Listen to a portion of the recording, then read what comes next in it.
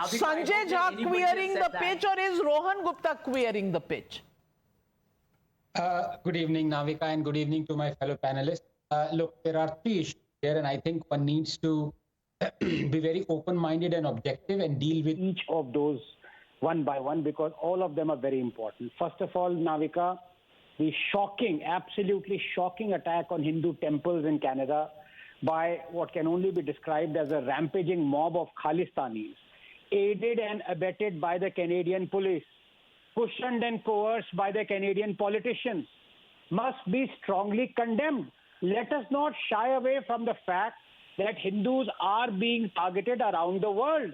This is the price they have to pay for their tolerance. From Leicester to Toronto to Dhaka to Melbourne to Palamu, there have been hundreds of Hindu-phobic attacks. The fate of Hindus, I'm afraid, is sealed. But what is happening to this peaceful, hardworking, affluent, law-abiding community abroad is appalling. And what is happening to it in Canada is especially vile, because, Navika, it is being deliberately stoked by political motives. And the man stoking it is none other than Trudeau. Did you notice how he deliberately omitted mentioning who the perpetrators were of this dastardly attack in his condemnation tweet? Which flags were they carrying? Why? This is the problem. This is the nub of the issue, which brings me to point number two. I repeat, the only thing lower than Trudeau's credibility is his intelligence. He has ruined Canada's relationship with India, possibly for years, Navika, if not for decades to come. For what? For little gains in Canadian electoral politics. This is the reason. The problem is, you fast forward to 2024, what's been going on by Trudeau for the last 3-4 years, just like his father did 3 decades ago. He is kowtowing to Khalistani terrorists just to placate the increasingly influential vote bank. The problem is, earlier Trudeau had displayed his ignorance when he supported the anti-farm reform protest just to placate his Khalistani vote bank, without realizing that our farm bills were about giving farmers a choice like what the Canadian farmers have.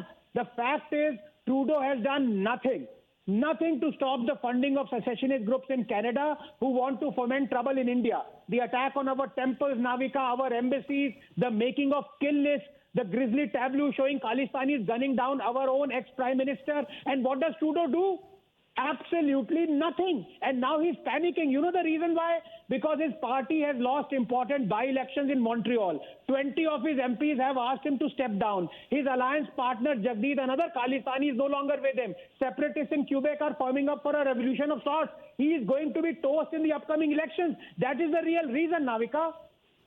But look at the unseemly argument and war of words that we are seeing back home. And I want to ask our friend from Samajwadi Party, गौरव चाचरा जी, मैं आपसे पूछ रही हूँ, क्या गलत है अगर कहा जा रहा है कि एक रहेंगे तो सेफ रहेंगे? हम क्यों बांटना चाह रहे हैं? ये सवाल सिर्फ कनाडा से नहीं पूछा जा सकता, ये हमें अपने आप से अंदर भी इस देश के पूछना पड़ेगा। इसलिए पूछना पड़ेगा क्योंकि अगर कहा जाता है कि बांग्लादेश में अटैक है हिंदुओं पर, तो कोई एक लफ्ज भी बोलता है?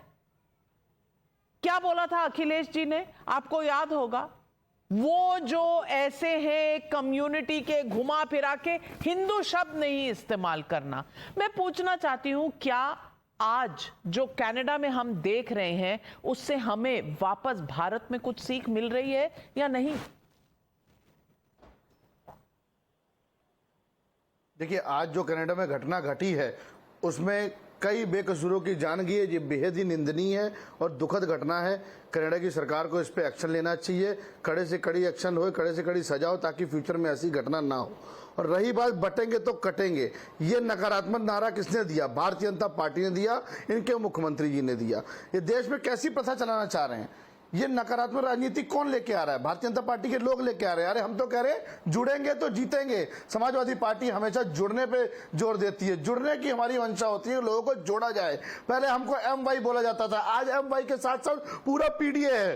अगड़े लोग हैं हमारे पास। मैं खुद पंजाबी समाज से बिलोंग करता हूं, मैं प्रवक्ता हूं समाजवादी पार्टी का। अगड़े लोग भी जुड़े हुए हैं। सभी लोगों को जोड़ना समाजवादी पार्टी का धर्म है। समाजवादी पार्टी सभी को साथ लेकर चल रही है। ये भारतीय जनता पार्टी को अच्छी तरह से समझ लेना चाहिए। ये उपचुनाव और आने वाले 27 के चुनाव के लिए जो पिच तैयार की जा रही है, इससे दाल गलने वाली नहीं है। उत्तर प्रदेश की देवतुल जनता इस तरीके की जो नकारात्मक राजनीति है उसको नकार चुकी है।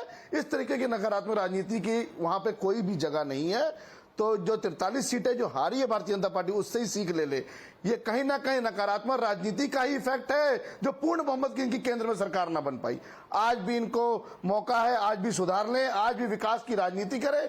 आप देखिए कैसी विडंबना है, मुख्यमंत्री जी उत्तर प्रदेश से कहीं जा रहे हैं दूसरे प्रदेश में, तो उत्तर प्रदेश का मॉडल की बात नहीं करते हैं, कोई विकास की बात नहीं करते हैं, बटेंगे तो कटे की बात करते हैं।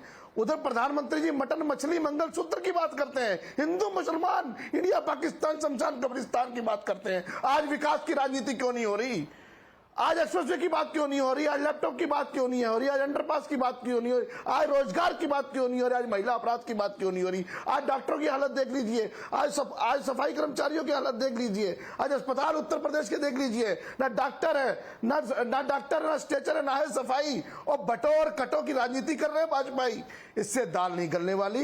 ये राजनीति इनको खत्म करनी चाहिए, सकारात्मक राजनीति करनी चाहिए। चाचा जी, मैं आपको याद कराना चाहती हूँ कि योगी आदित्यनाथ ने जब पहली बार ये शब्द कहे थे ना, ये बांग्लादेश के कॉन्टेक्स्ट में कहे थे। थैंक यू फॉर आपके पार्टी के किसी भी नेता ने तब भी आवाज नहीं उठाई थी कि ये हिंदुओं के साथ क्या हो रहा है बांग्लादेश में। आपके किसी नेता ने आज भी कोई आवाज नहीं उठाई। हिंदुओं का नाम बोलने से इतना परहेज है कि हर्षवर्धन